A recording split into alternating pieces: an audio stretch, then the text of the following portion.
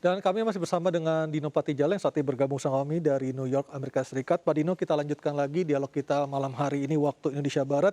Ketika Pak Dino melihat tanggapan dari para pemimpin G7 di Jerman yang justru mengolok-olok apa yang ditampilkan Presiden Putin dengan bertelanjang dada, dengan pakaian celana militer dan juga kudanya, apakah Pak Dino masih melihat adanya peluang atau secerca harapan bakal ada perdamaian antara Ukraina dan juga Rusia, Pak Dino?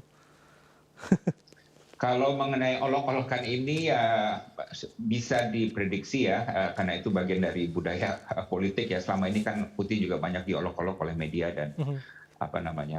publik di Barat. Asal kita tidak menjadi bagian dari itu aja, Oke. itu sudah baik ya.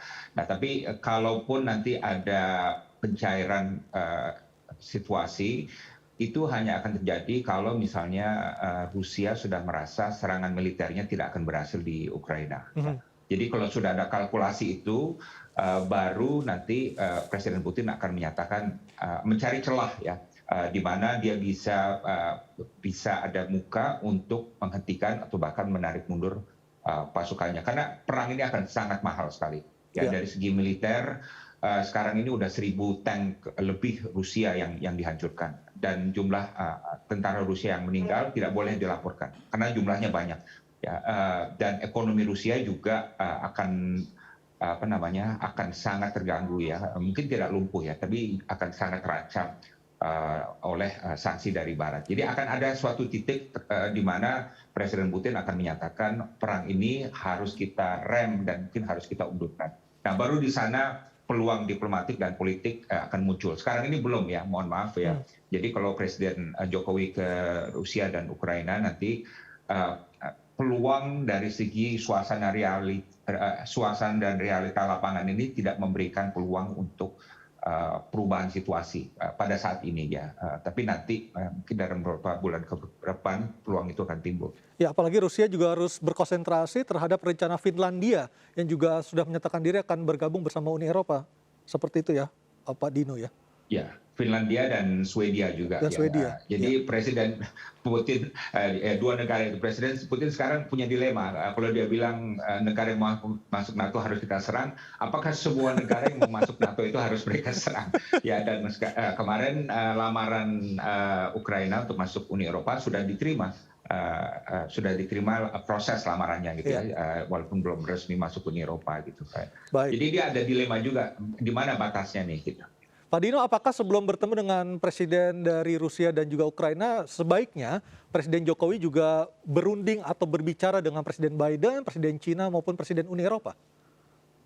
Menurut saya sangat perlu, dan juga Presiden Turki ya, Iya. karena ini negara-negara yang mempunyai pengaruh dalam pertikaian ini, apalagi Tiongkok ya. Sekarang ini pemimpin negara yang paling didengerin oleh Presiden Putin itu adalah Tiongkok ya. Bahkan sekarang Rusia semakin tergantung pada Tiongkok ya, karena dari segi investasi, perdagangan, dukungan diplomatik dan lain sebagainya. Jadi perlu ada komunikasi intensif agar Presiden Jokowi sewaktu bertemu dengan Zelensky dan Putin tahu skornya ini apa nih, ya, dinamikanya seperti apa. Jadi beliau kan punya insting politik yang hebat gitu ya.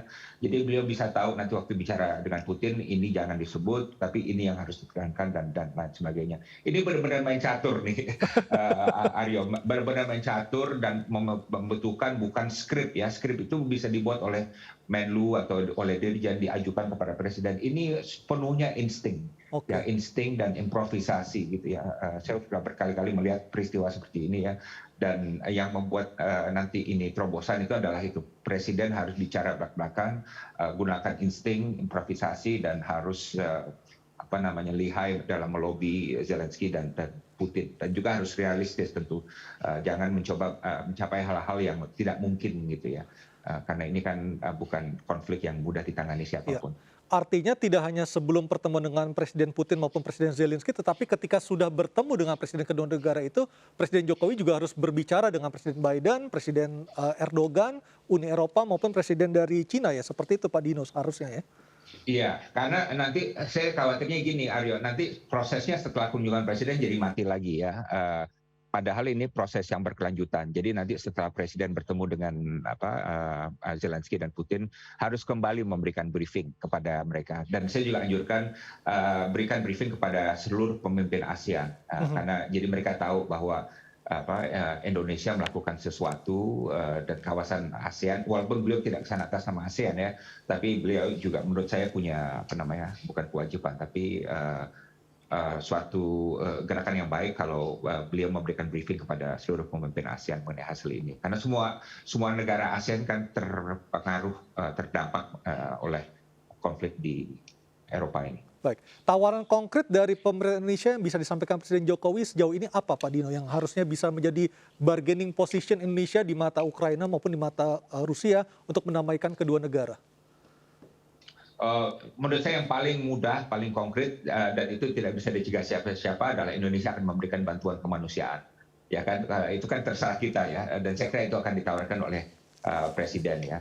Nah, kedua juga komitmen yang sampai sekarang masih belum jelas ya, komitmen dari Presiden Putin bahwa dia akan terus melanjutkan perundingan politik dengan Ukraina dan akan meningkatkannya, mengintensifkannya. Karena itu juga masih belum jelas. Banyak orang yang sanksi, mereka bilang ini perundingan politik oleh Putin dengan Ukraina itu hanya akal-akalan aja, biar dia punya ada waktu untuk semakin menyerang Ukraina. Jadi kalau ada penegasan itu, saya kira akan baik. Apalagi ada hal-hal yang mungkin Presiden Putin itu gengsi menyatakan kepada Barat ya. Tapi kalau dengan Presiden Jokowi, mungkin dia akan lebih terbuka menyatakannya ya. Seperti yang tadi, tidak akan menggunakan senjata nuklir taktis atau akan semakin meningkatkan perundingan dan bahkan akan bertemu langsung dengan Zelensky ya. Kalau paling tiga itu aja bisa dicapai, itu luar biasa. Dan satu lagi, komitmen Presiden Putin tidak akan melakukan pelanggaran hak asasi manusia ya, dan membom penduduk sipil. Kalau itu dapat aja luar biasa, dunia akan tepuk tangan gitu ya. Karena ini tidak mau disampaikan dia kepada Barat atau NATO gitu ya, tapi mungkin kepada Presiden Jokowi ya beliau mau menyampaikan. Baik, Pak Dino, kita berandai-andai jika memang misi dari Pak Jokowi ini berhasil dan juga bisa membujuk keduanya agar bersama-sama hadir di Bali di pertemuan G20, seperti apa nanti reaksi dari China, dari Amerika Serikat maupun dari negara Uni Eropa? Perkiraan Anda? Reaksi China akan beda.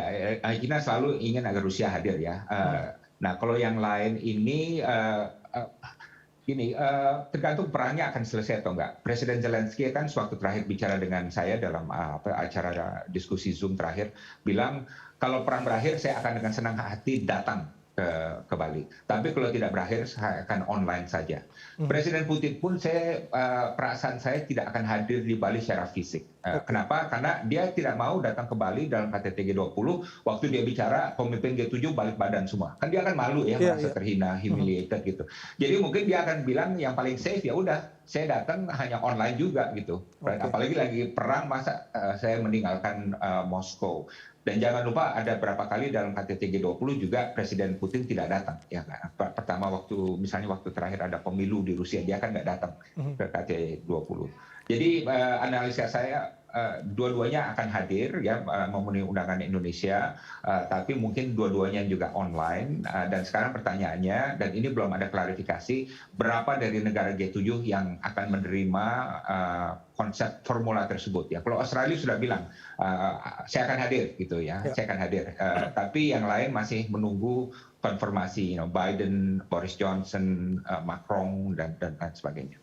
Baik Pak Dino, terima kasih untuk sharingnya bersama kami malam hari ini.